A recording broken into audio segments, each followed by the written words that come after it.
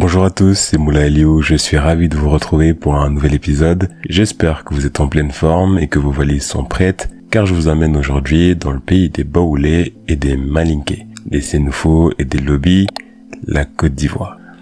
Chaque fois que j'ai été en contact avec des Ivoiriens, j'ai remarqué qu'ils parlaient souvent entre eux en français. Cela s'explique par la richesse culturelle du pays, qui compte plus de 60 ethnies. Côté ambiance, la Côte d'Ivoire vous fera vibrer au rythme du coupé-décalé, une danse légendaire qui a fait bouger le monde entier. Et si vous demandez à un Ivoirien quel est le meilleur plat du monde, il y a de fortes chances à ce qu'il vous réponde l'attiké.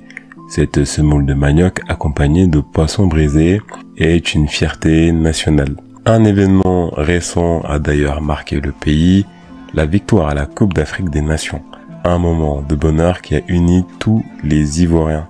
Aujourd'hui, nous allons poser nos valises à quelques kilomètres de Mans, une ville située à l'ouest du pays dans le village de Batangouin. Monsieur Kwadjo Kwame Simplice est un enseignant à Bongouanou et il est très inquiet. Cela fait plusieurs heures qu'il tente de joindre sa compagne, Kéké Loyo Christelle Flavie, mais sans succès. Une situation très troublante puisque Flavie a pour habitude d'avoir son téléphone sur elle en permanence. Même en cas d'imprévu, elle prend toujours le temps d'envoyer un message ou de demander à être rappelée plus tard.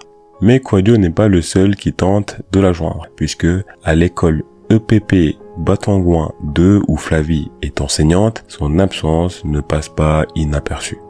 Nous sommes le 20 novembre 2023, il est 7h30 du matin. Les élèves et presque tous les enseignants se sont rassemblés pour le lever des couleurs, sauf Flavie. Le rituel se termine, les élèves rejoignent leur classe comme à leurs habitudes. Cependant, à 7h50, Flavie n'est toujours pas arrivée. Une situation inhabituelle pour cette enseignante reconnue pour sa ponctualité et son engagement. Son directeur, monsieur Afoumani Aka, commence à s'inquiéter. Il appelle plusieurs fois sur le numéro de l'institutrice sans réponse. Il demande alors à quelques collègues d'aller vérifier à son domicile et une fois sur place, il constate une scène assez étrange. Des seaux, des sacs, des bols et divers ustensiles sont entassés en désordre devant la maison. Flavie, connue pour son organisation méticuleuse tant à l'école qu'à la maison, ne laisserait jamais un tel chaos. Ce désordre alarme davantage ses collègues qui frappent à la porte à plusieurs reprises, mais la maison semble vide. Personne ne répond et on n'entend quasiment aucun son depuis l'extérieur. Ils se rendent ensuite chez les voisins pour tenter d'en apprendre davantage. Mais personne n'a de nouvelles récentes. Certains l'ont aperçue il y a 2 jours, souriante et en pleine forme comme à son habitude. Et puis, elle ne doit pas aller bien loin, puisqu'elle n'a prévenu aucun de ses proches qu'elle allait s'absenter. Elle n'a pas pris de congé et doit respecter bien sûr ses obligations scolaires. Mais connaissant la personnalité de Flavie qui prévient toujours en cas d'imprévu, ce silence n'était pas sûrement normal. Il y a quelque chose qui cloche et il faut très vite le découvrir. Les collègues de l'institutrice vont retourner chez Flavie et décider de forcer la porte. À l'intérieur, une scène qu'ils n'oublieront jamais. La maison est sans dessus-dessous, les meubles sont renversés, les sacs à main sont au sol et la télévision est manquante. Mais surtout, ils découvrent le corps sans vie de Flavie. Elle a la gorge tranchée. L'horreur ne s'arrête pas là. Dans une autre pièce, son fils de 7 ans gît également au sol, dans les mêmes conditions que sa mère. Une nouvelle qui va faire la une des gros titres, mais surtout qui va bouleverser toute la localité. Le village de Batangouin est un endroit paisible, entouré de collines. Ses habitants sont reconnus pour leur hospitalité. Les gens vous y accueillent avec le sourire et vous serez sûrement le bienvenu chez tout le monde. La criminalité y est très faible, renforçant le sentiment de sécurité qui fait justement la fierté de ce village. Alors oui, il y a déjà eu des vols et des agressions par-ci par-là, mais jamais de telles horreurs ne s'étaient produites à Batangouin. Ce crime va alors chambouler toute la localité. Et puis c'est Flavie, c'est une femme de 35 ans, décrite par ses voisins comme calme et très souriante. Depuis son arrivée dans le quartier, elle n'avait jamais été mêlée à des conflits ni à des histoires. Sa bienveillance se manifestait souvent dans des gestes simples mais touchants. Certains voisins se souviennent même qu'elle leur apportait parfois des plats qu'elle avait cuisinés pour justement renforcer les liens de bon voisinage. Flavie était également une compagne exemplaire selon son compagnon.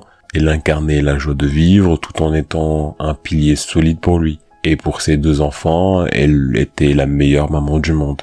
Elle veillait à ce qu'ils soient toujours bien nourris, bien habillés et qu'ils réussissent surtout à l'école. Son attention et son amour pour eux étaient palpables, et ça dans chaque détail de leur vie. Et ses collègues aussi louaient son dévouement et sa rigueur. C'est pourquoi tout Battangouin se demande qui pourrait bien en vouloir à cette femme qui visiblement n'avait aucun problème avec personne. Est-ce qu'il s'agirait d'un simple cambriolage qui a mal tourné ou bien d'un acte prémédité, dirigé contre Flavie et son fils Stéphane Samuel? Ces questions hantent les esprits et empêchent le sommeil des habitants qui d'autant plus savent qu'un tel criminel est en parfaite liberté. Et peu importe les liens et les intentions de cet agresseur envers sa victime, tout le pays demande à ce que ce dangereux personnage soit identifié et arrêté avant qu'il ne recommence. Une enquête est ouverte dans la foulée et les premières investigations révèlent des indices importants. Des empreintes ont été retrouvées sur les lieux et un téléphone portable a été découvert près de la victime. Les enquêteurs vont commencer à auditionner les habitants du quartier en commençant par les voisins les plus proches jusqu'à un large périmètre.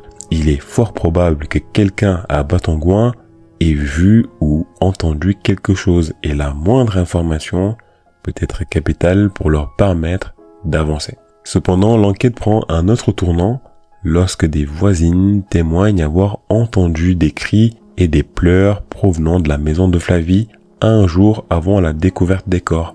Elles passaient juste à côté et ont entendu une femme qui semblait perturbée par quelque chose. Inquiètes, elles se sont rendues devant la maison, mais un homme en est sorti pour leur dire de ne pas s'inquiéter. Il leur a expliqué que Flavie venait de recevoir une triste nouvelle qui l'avait bouleversée, et qu'il allait justement la réconforter. Et ce fut la dernière fois que les voisines entendirent la voix de Flavie. L'identité du monsieur va être révélée, car il s'agit d'un certain Doribi Bla Mohamed, un instituteur à l'école Battangouin 2 dans le même établissement que Flavie. La police va tenter d'entrer en contact avec ce dernier, mais il est injoignable. À l'école, son absence va très vite être suspect parce qu'il a disparu au même moment que Flavie. Et pour beaucoup de collègues, Doribi pourrait être impliqué dans cette histoire. C'est quelqu'un qui a souvent recours à la violence. Doribi est décrit comme étant un professeur assidu. Ses fiches sont rangées, il est très impliqué dans son travail. Il est aussi ceinture noire en taekwondo et on sait tous que les sportifs, en particulier ceux pratiquant des arts martiaux, ont souvent des qualités nobles comme la discipline, la maîtrise de soi et le respect des autres. Ce sont des personnes qui privilégient généralement le dialogue et la résolution pacifique des conflits.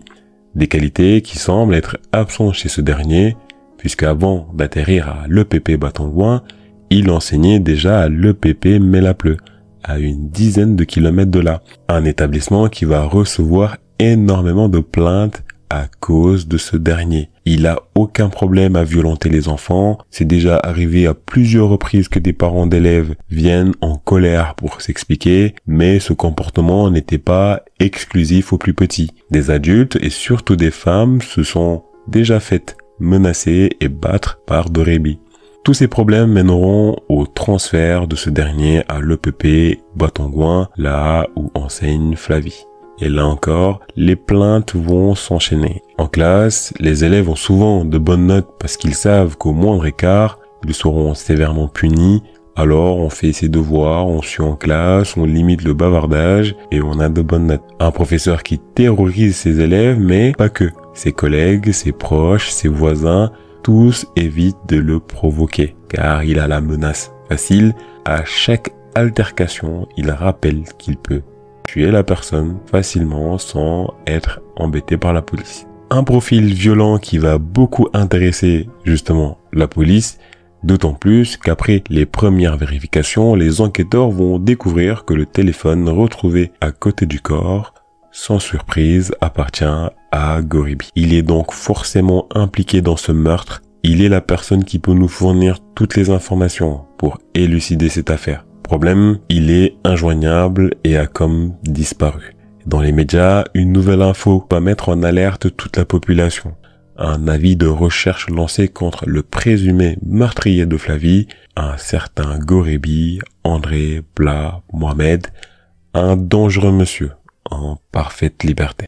Du côté des enseignants, cette nouvelle ne va pas être perçue comme rassurante, car elle met en lumière les nombreux défis auxquels ils font face au quotidien. Ce sont des personnes dévouées qui ont choisi de se consacrer à un métier noble et essentiel, en plus d'assurer l'éducation des plus jeunes qui représenteront la relève du pays. Malheureusement, si vous avez un proche dans le corps enseignant, vous savez à quel point ce métier peut être difficile. Ils sont souvent sous-payés, sont fréquemment affectés dans des zones reculées, loin de leur famille et de leur réseau de soutien. Et cette nouvelle est vue comme une alerte. Il faut que des mesures soient prises et tout de suite. C'est dans ce sens qu'ils vont décider d'arrêter les cours et de solliciter l'aide des autorités compétentes. Un stress considérable, de faibles rémunérations, de longues heures de travail, mais à Batongouin, ils se sont tous rassemblés pour demander une chose.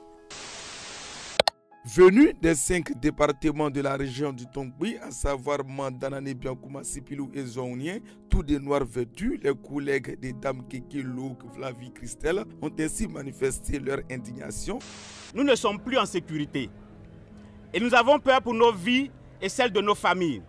C'est pourquoi nous demandons le renforcement de notre sécurité dans nos lieux de travail et une protection pour nous et nos familles. Ces agressions et violences répétées faites aux enseignants inquiètent davantage tous les acteurs du système éducatif de la région. Cependant, nous restons convaincus de votre engagement et de votre bonne volonté à vouloir résoudre cet épineux problème de l'insécurité qui mine notre région. Je vous remercie d'être venu pacifiquement me rencontrer, me porter l'information de cet assassinat que j'avais déjà, mais surtout de venir me signifier la profonde tristesse qui vous anime. C'est ce que je constate. Soyez forts, soyez fortes. Ce qui est arrivé est abject. Ce qui est arrivé est abominable. C'est pourquoi il est important que désormais des mesures soient prises, même au niveau du recrutement. Qu'il y ait des enquêtes de moralité. Cela fait maintenant plusieurs jours que la police est sur les traces de Goribi. L'avis de recherche a mobilisé toute la population. Désormais, tout le pays connaît le visage de ce présumé meurtrier. Au fil de l'enquête, on apprend qu'une deuxième personne est également recherchée, sa compagne, qui a disparu également sans laisser de traces. Cette dernière pourrait fournir des informations cruciales sur la position de Goribi. On découvre aussi que Goribi n'était pas seul chez Flavie. Des témoins rapportent avoir aperçu une femme en sa compagnie, une information suivie de très près par les Ivoiriens. Le 29 novembre 2023, un appel parvient à la police nationale. Il vient des jeunes habitants d'Abobo-Belleville, une localité située à plusieurs centaines de kilomètres de Mans. Il signale un homme suspect qui est entré dans un salon de coiffure. Cet individu qui désire se coiffer propose un téléphone en échange d'une coupe de cheveux. Une requête vraiment très étrange. À Abobo-Belleville, où l'affaire Flavie était très suivie, plusieurs résidents avaient déjà remarqué cet homme. Il portait toujours une casquette baissée, on voyait à peine ses yeux et était souvent accompagné d'une femme qui intriguait les habitants. Mais la police arrive rapidement sur place et confirme qu'il s'agit bien de Goribi. Sa cavale prend fin après plusieurs jours de recherche intensive. Une nouvelle qui soulage la communauté, impatiente de comprendre pourquoi cet homme a sauvagement ôté la vie à Flavie et à son fils de 7 ans. Mais voici ce que l'on sait. Flavie était institutrice à l'EPP Batongouin, mais elle occupait également le poste de trésorière de la mutuelle des enseignants. Elle était aussi en charge de la gestion financière et de la transparence des fonds. Goribi s'est rendu chez elle pour demander un crédit, mais Flavie aurait refusé. Fou de colère, il l'a violemment frappée à la gorge, la laissant inconsciente. Son fils, témoin de la scène, représentait une menace pour le couple. Et c'est là que la compagne de Doribi va tout simplement faire une demande assez macabre. Il va demander à Doribi de, je cite, tuer l'enfant pour éviter d'être dénoncé. Doribi va alors attirer Samuel dans une autre pièce. Il le prend par derrière, pose une main sur son nez et l'autre main sur la bouche jusqu'à ce qu'il perde connaissance et qu'il ne respire plus avant de maquiller la scène en cambriolage. C'est pourquoi ils vont mettre la maison en désordre en retournant les fauteuils, les tapis et en dispersant les ustensiles sur la terrasse.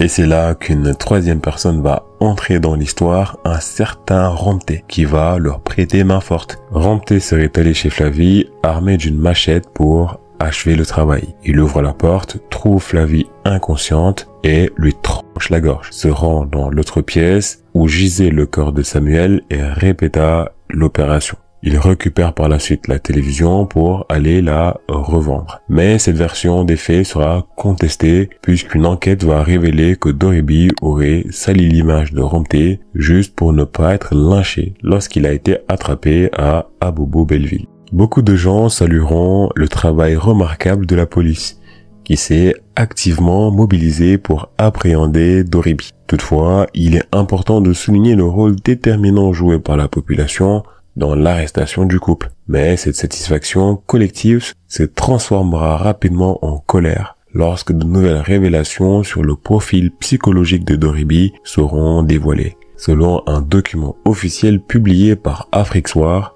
Doribi souffrait de troubles psychiques et en 2021, son état mental s'était lourdement aggravé, au point qu'un congé maladie d'une année lui avait été accordé, prolongé ensuite de 6 mois supplémentaires. Malgré ces signaux d'alerte, aucune mesure concrète ne semble avoir été mise en place pour garantir qu'ils reçoivent des soins adaptés. Ces informations ne manqueront pas d'indigner la population, car si une prise en charge médicale stricte avait été imposée, Flavie et son fils seraient probablement encore en vie. En fait, à leur niveau, il y a eu une certaine, pour moi, une certaine faillite. Expliquez. Ils ont failli à leur mission dans la mesure où, selon qu'on appelle ça, l'article de presse de notre confrère, déjà la direction qui est en charge de, ce qu'ils appellent la DEMOS, la direction de la mutualité des œuvres sociales et scolaires, mais ils avaient déjà diagnostiqué M. Gorebi André comme étant perturbé, quelqu'un qui souffrait de démence. Et ses collègues même enseignants savaient qu'il n'était pas à son premier forfait. Il avait déjà eu des comportements violents dans un autre établissement après qu'il a été muté. Donc eux-mêmes dans leur système, ils savaient qu'on devait le muter. Il fallait signer le document qui devait se faire en 2022. Nous sommes aujourd'hui pratiquement en fin 2023. Rien n'a été fait. Finalement, on a assisté à la mort d'une femme, de son fils et de son bébé à naître. Sincèrement, je ne vais pas aller par 4 chemins. Pour moi, j'estime que le ministère de l'Éducation nationale et de l'alphabétisation a failli. Ils ont véritablement failli à leur mission parce que ce monsieur... Malheureusement, je ne peux pas vous donner plus de détails quant à sa condamnation. Je n'ai trouvé l'information nulle part sur Internet.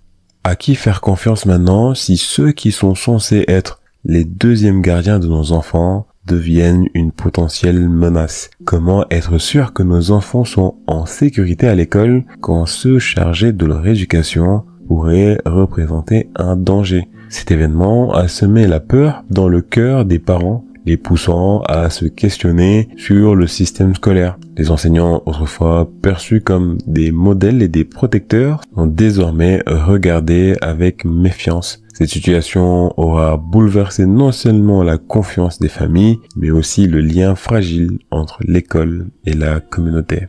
Les autorités ont rendu visite à la famille de Flavie pour leur présenter leurs sincères condoléances. En signe de soutien, une aide financière sera apportée pour leurs funérailles qui se tiendront à Aoutoué, le village natal de Flavie. Elle reposera aux côtés de son fils, laissant derrière elle des parents dévastés mais courageux face à cette tragédie. Quant à son compagnon, la perte a été un véritable choc. Incapable de dormir ou de s'alimenter, son état est devenu si critique que ses proches ont dû solliciter l'intervention d'un psychologue pour justement l'aider à surmonter cette épreuve. Et que dire de leur fille, une jeune enfant qui ne reverra plus jamais sa mère, une réalité déchirante qui marque profondément cette famille déjà brisée. Stéphane Samuel 7 ans et Coco Loyo Christelle Flavie 35 ans et enceinte de plusieurs mois reposent désormais en paix dans leur village où tout a commencé.